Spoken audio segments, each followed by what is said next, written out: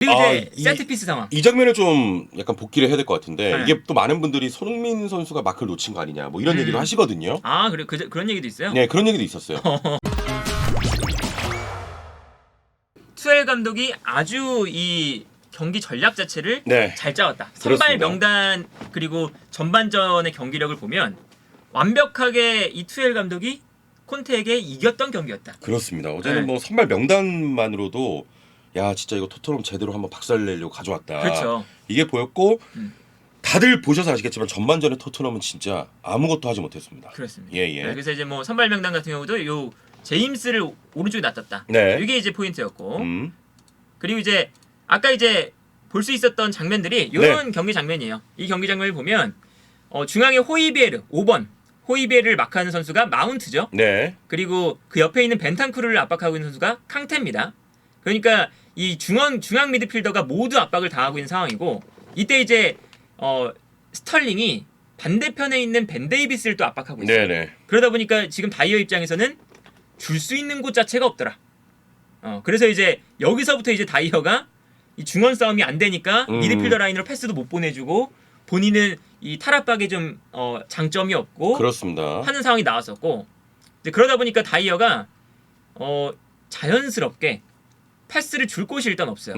그리고 스털링의 위치를 보세요. 네네. 스털링이 다이어를 향해 서서 원래 스털링이 최전방 공격수로 나왔는데 다이어에게 붙는 게 아니라 요 오른쪽에 로메로가 있었어요. 네네. 그러니까 로메로를 향해 달려가고 있는 모습이고 마운트가 아까는 이 뒤에 있는 호이비에르나 반탄쿠르를 마크하고 있었잖아요. 그런데 마운트가 순간적으로 이 상황에서는 다이어를 압박하기 위해 올라가고 있죠. 그리고 여기서 조르지뉴가 갑자기 아까 장면과는 다르게 갑자기 등장하면서 조르지뉴가 앞선에 있는 쿨루셉스키가 내려와서 볼을 받거나 네. 아니면 오른쪽에 있는 호이비에르가 순간적으로 마운트가 앞으로 나가면서 자유로운 상황이 되니까 이 두 선수 중에 한 명을 압박하려는 모습을 취합니다.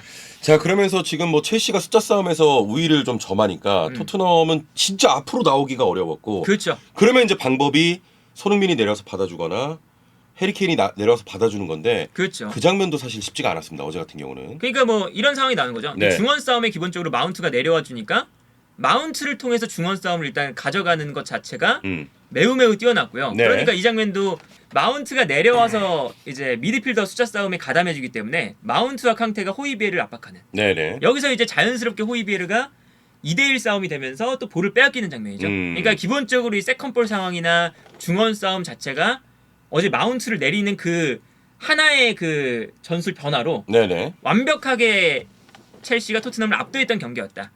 그리고 이제 뭐 이런 장면도 마운트가 내려와서 볼을 받으니까 자연스럽게 로메로가 좀 끌려 나오고 로메로가 또 끌려 나오다 보면 사실 첼시 토트넘의 중원 라인에는 공간이 발생하고 어제 그게 굉장히 중요한 포인트였거든요. 첼시는 여유 있게 볼을 받고 토트넘은 지금 공간이 너무 벌어져서 네. 어제 압박도 제대로 되지 않았고 첼시가 진짜 좀 여유 있는 공간에서 패스를 주고 받았습니다. 그러니까 기본적으로 첼시 선수들이 볼을 더 잘 다루는 선수들도 네네. 많고요. 기본적으로. 그리고 이 마운트를 내리는 것 자체가 아주 이제 투엘 감독이 어제 하나의 그 포인트였다. 그리고 이제 이 장면은 손흥민 선수를 제임스가 마크하는 이 장면이죠. 그래서 이 장면도 보면 손흥민 선수가 내려와서 볼을 받아주려고 하거든요. 네네. 결국에는 이 첼시의 중원 싸움 전략이 완벽하게 먹혀 들어가면서 누군가는 내려와서 볼을 받아줘야 돼요. 손흥민이든 케인이든 쿨루셉스키든. 네네. 그런데 일단 이 장면만 보면 손흥민 선수가 제임스에게 완벽하게 좀 봉쇄를 당했죠. 어제는 좀 많이 묶였죠. 예. 그래서 어제 경기만 딱 보면 결국에는 손흥민 선수가 제임스의 이 대인 마크를 벗어나지 못하는 장면이었는데 이것도 사실은 어제 제임스가 아니라 아스필리쿠에타였다. 그러면 이제 이 장면에서 손흥민 선수가 스피드로 좀 벗겨낼 수 전방으로 있었겠죠. 달려나가면서 롱패스가 나오면 되죠. 예. 근데 손흥민 선수가 이 장면에서도 달려나갔을 때 제임스가 손흥민을 따라가 줄 수 있는 스피드가 되니까 손흥민 선수의 스피드가 또 발휘가 안 되고. 그렇습니다. 어제 또 손흥민 선수가 스피드를 발휘할 수 있는 장면이었는데 그냥 잡아채더라고. 네. 그 이제 한 장면에서는 또 제임스가 영리하게 연력을 맞바꾼 장면이기도 했죠. 그렇습니다. 그러니까 어제 경기는 투엘 감독이 기본적으로 중원 싸움 가져가는 선발 명단 그리고 여기에 대해서 손흥민을 전담 마크할 수 있는 제임스를 한 계단 내렸다. 네네. 그러면서 손흥민 선수의 이 스피드를 무력화시키는 그런 전술 명단. 참 진짜 적중을 했어요. 진짜. 이 선발 명단 자체가 네.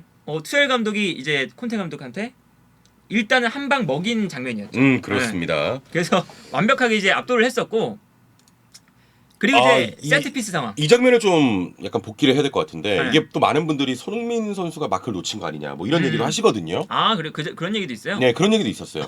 왜냐면 쿨리발리가 득점 상황에 손흥민 이제 옆에 있었거든. 그러니까 요 장면은 어떻게 얘기를 해야 되냐면 네네. 어제 토트넘의 코너킥 수비 전략이 대부분이 지역 방어였어요. 네네. 이게 이제 우리 벤투 감독 체제에서 우리 대표팀이 하는 전략과도 아주 유사해요. 그래서 이 수비 라인 앞에 대부분의 선수가 다 몰려 있네. 미리 골문 앞에서 중요한 위치에 서 있는 거예요. 네. 그러면서 지역 방어를 하면서 우리가 먼저 좋은 자리를 선점하겠다. 그런데 이렇게 골문 앞에 많은 선수들이 미리 자리를 선점하고 있으면 네. 이 후방에 있는 선수들을 대인막하는 선수가 당연히 부족해질 수밖에 그렇습니다. 없죠. 그러면 이 장면에서 볼 수가 있겠지만 손흥민과 이 뒤에 있는 선수가 아마 벤 데이비스일 거예요. 네네. 벤 데이비스와 손흥민이 이 앞에 있는 첼시의 두 명의 공격수를 마크하고 있고 그런데 여기에 대해서 쿨리발리까지 있으니까 이미 여기서 대인마크에 대한 숫자 숫자가 싸움이 부족하네요. 안 됩니다. 예. 그러니까 여기서 숫자 싸움이 안 되면서 쿨리발리가 너무 자유로운 상태가 되고 여기서 득점이 나왔죠. 네. 그런데 이 장면이 이 실점 장면에서만 나왔느냐? 계속해서 반복돼서 나왔습니다. 그래서 전반전에 아마 코너킥 장면만 모아 보시면 네. 쿨리발리가 계속 혼자 있는 장면이 나와요. 그런 장면이 많았습니다 어제. 네, 그러니까 이제 어제 이 코너킥 장면에서도 토트넘의 코너킥 수비가 첼시의 코너킥 공격 장면을 따라가지 못했다. 이렇게 좀 봐야겠죠? 네, 결국 그게 이제 쿨리발리의 완전 노마크 상황에서 발리슛으로 또 이어졌고요. 그렇죠. 그 장면에서는 또 쿨리발리가 수비수가 저런 발리슈팅을 하나? 자기 이름 따라간다 어제 그랬었어. 그래서 야, 저 쿨리발리의 또 공격적인 능력이 또 한번 발휘되었던 거고. 진짜 멋있는 골이었습니다 어제. 그렇죠. 네. 그래서 이제 이러한 이제 코너킥 상황에서도 완벽하게 좀 밀렸던 그런 이제 상황이 나왔었고요. 네. 이제 그러면서 이 전반전 자체는 첼시가 좀 압도했다. 전반전 자체를 조금 이제 정리를 하자면 토트넘은 탈압박이 안 됐고, 그리고 첼시는 좀 여유 있게 자기 공 주고받으면서 공격 전개했고 또 이런 세트피스 상황에서도 토트넘이 졌다 그야말로. 그렇죠. 네, 이렇게 볼 수 있겠습니다. 그리고 이제 전반전만 보면 사실 네. 한 골만 나온 게 다행이죠. 그렇지. 사실 한두 골 더 터질 수 있었던 상황인데. 첼시 입장에서는 이제 이 쿨리발리가 득점을 했으니까 사실 리디거가 이 팀을 떠나면서 리디거가 사실 지난 시즌도 첼시가 득점에 문제가 있었는데 세트피스가 될 때마다 리디거가 네. 위협적인 공격 무기가 되면서 득점을 만들어줬거든요. 그게 이제 첼시 공격 중에 중요한 포인트 중 하나였어요. 네네. 그런데 쿨리발리가 리디거 대신 왔으니까 쿨리발리가 이제 그 역할을 해주면 참 좋은 거거든요. 그런데 쿨리발리가 오자마자 했어요. 득점까지 만들었습니다. 그 역할을 했습니다. 그러니까 이 첼시 입장에서는 아주 좋은 건데 네네. 그럼에도 불구하고 쿨리발리의 득점까지 가기도 전에 그렇게 압도하는 경기였으면 네네. 한 골 정도는 더 만들었어야 된다. 전반전은 사실 한 2대0 정도로 보는 게 첼시 그렇죠. 입장에서는 최고 베스트였을 텐데 다행히도 토트넘이 그래도 한 골로 막았어요. 버텼습니다. 그렇죠. 예. 그리고 이제 그 버틸 수 있었던 이유는 스털링, 하베르츠의 그 득점 하베르츠와 스털링의 네. 부족한 득점력. 그렇습니다. 어제도 수많은 찬스가 있었거든요. 특히나 1대1 찬스도 많았고. 그러니까 이게 이제 어제 너무 치열하고 감독들이 싸우고 뭐 그래서 이렇게 됐지만 사실 그 골 결정력 첼시의 스털링의 어떤 골 결정력 문제 이런 것들이 그 안에 이제 다 있었고요. 자 그리고 이제 후반전이 이제 시작이 되니까 사실 후반 바로 들어가기 전에 선수 교체를 조금 하지 않겠냐. 토트넘 워낙에 전반 밀렸으니까. 자 근데 이제 전반과 후반 명단을 그대로 갖고 그렇지만 좀 빠르게 콘테가 결단을 내렸습니다. 콘테도 이제 맞대응을 하겠다 이거죠. 이 콘테 감독이 보통 이렇게 안 해요. 네. 보통 이제 밸런스를 되게 중요시하는 감독인데 어제 경기는 손흥민, 쿨루셉스키, 케인이 있는데 히샬리송을 넣었거든요. 저쪽 의외였죠. 그러면서 사실상 어제 4-4-2라고 보기보단 4-2-4였어요. 근데 이 선택이 왜 재밌었냐? 네. 전반전 그리고 전반전 초반까지 첼시가 완벽하게 중원 싸움에서 이기고 있었잖아요. 마운트를 내리면서. 네네. 그런데 콘테 감독 입장에서도 여기서 우리가 호이비에르와 벤탄쿠르 근데 중원 싸움에서 숫자가 밀린다? 그러면 공격수 한 명 빼고 뭐 비수마나 이런 선수를 넣어서 중원 싸움을 해봐야 우리가 진다. 퀄리티가 안 된다. 네네. 라는 걸 좀 제 개인적인 생각에는 콘테 감독이 그걸 인정을 한 것 같아요. 인정을 했다. 어차피 우리가 뭐 중원을 강화해봐야 이건 중원 싸움에서 우리가 아예 안 이길 수가 된다. 없다. 퀄리티적으로. 그러면 이제 히살리송을 투입한 거 그런 측면에서 봤을 때는 전방에 강하게 좀 압박을 걸어서 앞선부터 아주 강하게 한번 걸어보겠다. 극단적인 좀 전형을 취한 거죠. 네네. 그러니까 우리가 중원의 싸움에서 안 되니까 그러면 중원을 거치지 말고 오. 전방에서 그렇죠. 히샬리송, 케인, 손흥민, 쿨루셉스키 4명의 공격수를 그냥 배치를 하고 여기서 우리가 상대 수비 라인 첼시의 이 3백에 부담을 강력하게 주자. 네네. 그러면서 자연스럽게 첼시가 수비 숫자가 더 부족하니까 뒤로 물러나게 만들고. 그리고 뭐 첼시가 공격적으로 올라오면서 왼쪽에 쿠쿠렐라, 오른쪽에 뭐 치크가 올라오면 이때 이제 순간적으로 첼시의 수비가 부족해지니까 이렇게 되면 정말 멋있다. 오픈 게임이 되거든요. 그러면은 진짜. 네. 사실 토트넘의 수비도 불안해지지만 첼시의 수비도 불안해지는 거예요. 네네네. 그런데 토트넘의 가장 큰 강점은 첼시와 다르게 이렇게 이제 극단적으로 할 수 있었던 건 첼시의 공격 라인은 득점력이 부족하고 그렇죠. 반면에 토트넘의 공격 라인은 결정력이 아주 좋은 선수들, 특히나 손흥민과 케인 이 두 선수가 있거든요. 네네. 그러니까 콘테 감독이 한번 모험적인 수를 한번 넣은 거죠. 실험을 해본 거죠. 네. 어차피 이렇게 싸움하면 계속 끌려갈 것 같으니 그렇죠. 한번 저 모험을 건 겁니다. 밸런스를 한번 무너뜨리자. 그게 원래 콘테 감독이 그런 걸 되게 싫어하는 감독인데 그쵸. 지고 있더라도 네. 옛날에 잘 안 하는 감독이죠. 실험적인 걸 하지 않았는데 근데 어제 그 변화는 콘테 감독이 이런 변화도 줄 수 있는 감독이구나. 이것도 좀 재밌는 부분이네요. 이제 그러면서 이제 좋았던 건 뭐냐? 일단 히샬리송이 들어왔잖아요. 저 압박이 좋으니까. 히샬리송이 기본적으로 이건 히샬리송의 영입 효과죠. 네네. 히샬리송이 에버튼에 있을 때도 그리고 브라질 대표팀에서도 뭐 결정력은 부족해요 사실. 그리고 세밀한 터치도 어제 경기를 하는 거 보면 네. 터치가 부족한 장면이 많이 나오죠. 그렇죠. 그런데 이 선수의 강점은 명확합니다. 상대 수비 라인을 부담스럽게 만들 수 있어요. 그래서 어제 경기도 히샬리송이 들어가자마자 계속 이제 그 기본적으로 첼시의 후방 빌드업을 못 막았잖아요. 네네. 전반전에. 그런데 히샬리송이 엄청나게 뛰어다니면서 이 장면도 이제 티아고 실바가 볼을 전개할 때 달려드는 장면이죠. 그렇습니다. 저렇게 이제 상대 수비에 부담을 주기 시작했고 어제 그래서 일부 매체에서도 네.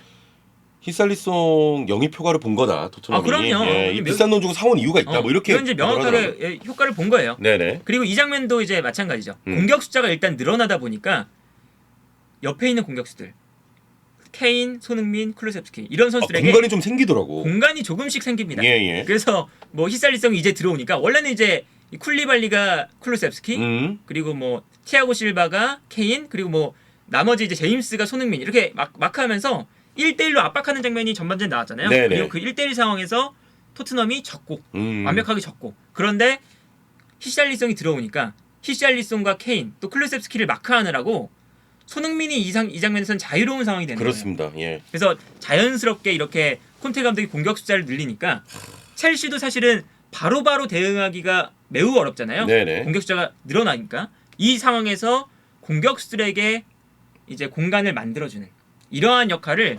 히샬리송이 아주 잘했다. 네. 히살리송 투입 효과를 봤고요. 그러면서 이제 공간이 또 열리기도 했고. 그렇죠. 이 장면도 마찬가지죠. 히샬리송의 장점. 맞다. 이것도 있었구나.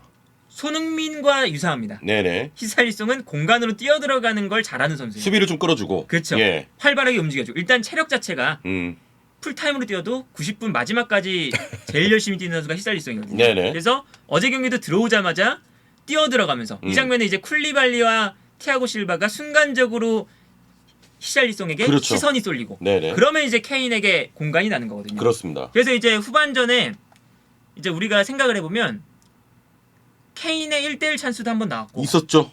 그리고 손흥민이 또 뛰어들어가서 그런 장면도 나왔고 그 장면도 있었고. 여러 이제 찬스가 나오기 시작했거든요. 네네. 근데 그 여러 찬스가 나오기 시작했던 장면의 그 계기가 그 시발점은 히살리송입니다. 예. 그리고 그런 이제 밸런스를 무너뜨리는 투입 자체가 이 콘테 감독이 전반전엔 투엘 감독한테 완벽하게 졌는데 후반전에 반전을 만들어내면서 맞대응을 한 거죠.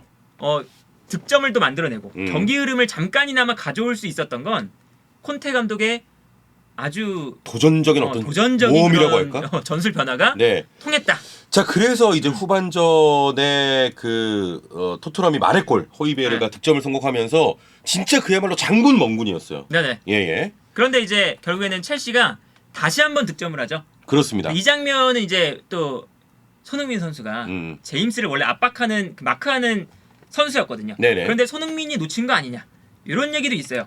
그런데 이제 경기 장면을 또 분석을 해보면 일단은 이 장면에서도 쿨루셉스키가 쿨리발리한테 완전 무너졌어. 안 되는 장면입니다. 네네. 뺏겼어요 저기서. 그러니까 계속 이 장면 전반전도 마찬가지지만 손흥민, 케인, 쿨루셉스키가 상대의 대인마크를 못 벗어나니까 앞으로 못 나가는 거잖아요. 네네. 근데 이 장면도 마찬가지로 쿨루셉스키가 앞으로 나가줘야 되는 장면인데 여기서 쿨리발리한테 볼을 뺏겼죠. 그렇습니다. 그런데 손흥민 선수의 움직임을 보면 뛰어나가려고 보통 이제 이제 준비 역습. 뛰어나가고 있어요. 네네. 그러니까 보통의 경기였으면 사우스햄튼 전이었으면 사실 쿨루셉스키가 저 1대1 상황에서 풀어내면서 네. 손흥민이 뛰어나가고 거기서 이제 패스가 들어가잖아요. 그러면서 손흥민이 1대1 찬스 그렇죠. 나오고 득점 나오고. 그게 하나의 패턴이지. 그런데 손흥민이 뛰어나가다가 쿨루셉스키가 빼앗기니까 순간적으로 이 장면이죠. 제임스를 놓칩니다. 이 장면입니다.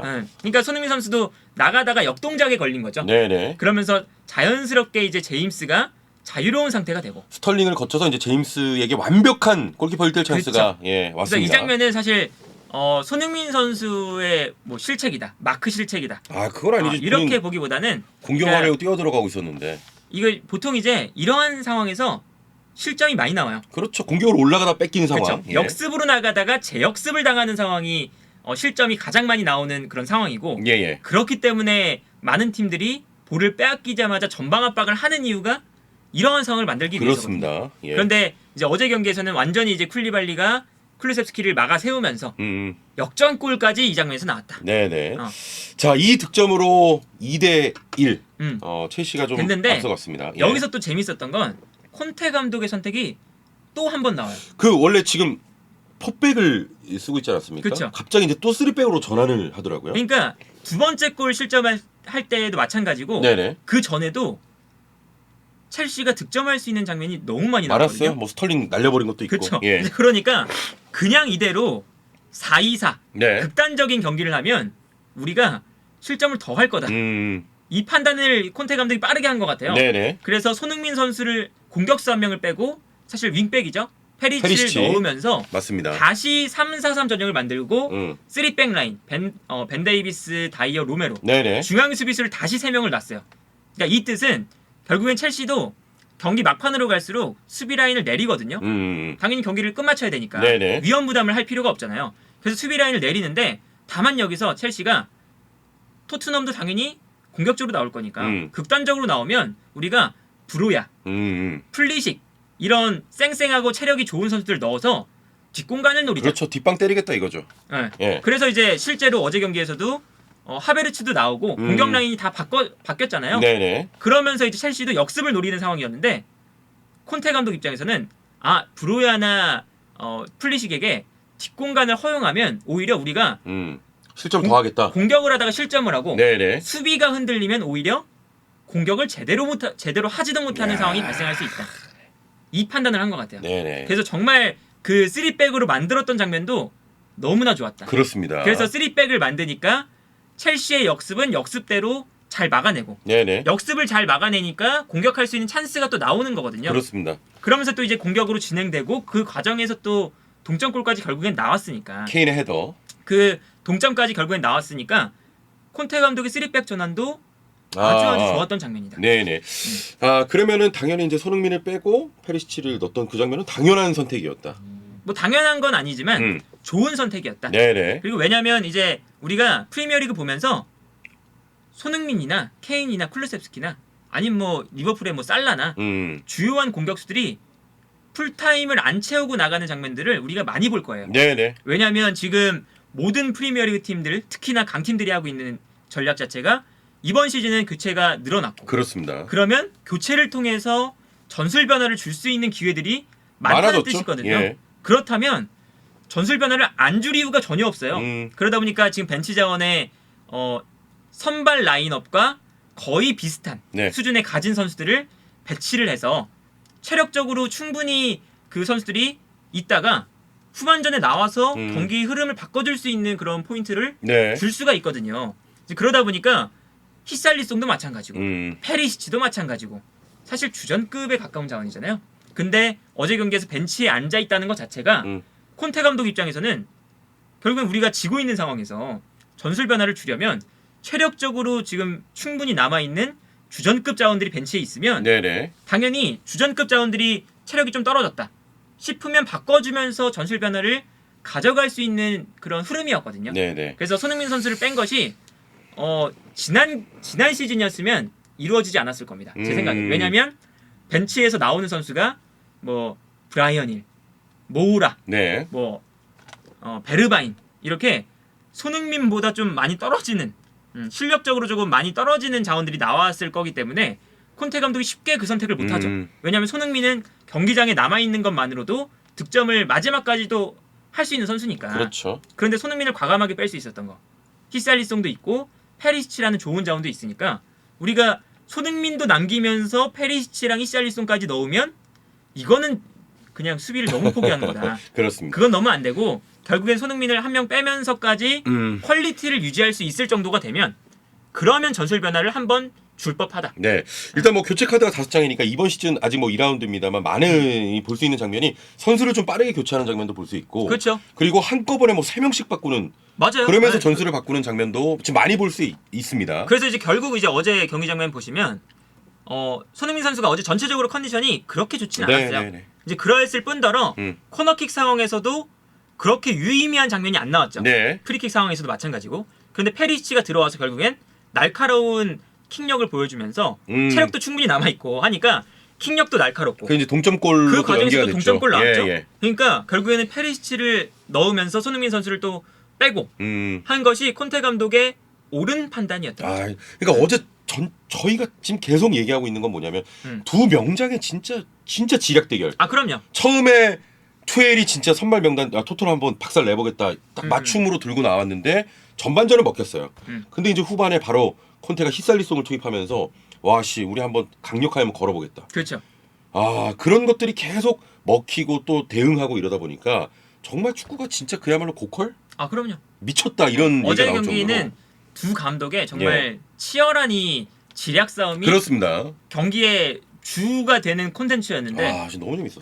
그게 주가 안 되고 싸움이 주가 되면서 뭔가 이런 전략 싸움이 살짝 묻힌 감이 있어요. 네네. 근데 사실은 뭐 스쿼드나 경기력적인 측면에서는 첼시가 뭐 콘테 감독도 인정했지만 좀 좋았지만 우위에 있었어. 그런데 그 과정에 있어서 콘테 감독의 대응이라던가 예. 이런 것들이 너무나 좋았기 때문에 그리고 뭐 투엘 감독 입장에서도 사실은 첼시가 조금 더 객관적인 전력에서 우위라고 좀 볼 수가 있지만 공격 라인만큼은 토트넘이 그렇죠. 프리미어리그 내에서도 최고거든요. 8 프리미엄 아니야? 그렇죠. 프리미어리그? 그런 이 토트넘을 상대로 투엘 감독은 또 아주 영리하게 제임스 내리고 중원 싸움 가져가면서 잘 막아냈고 이런 것들이 아주 흥미롭게 진행되었던 경기였다. 자, 그리고 이제 저희가 경기 내 이제 전술들 두 명장의 지략 대결에 대해서 설명을 해드렸는데 조금 이제 조금 더 벗어나서 장기적으로 보자고요.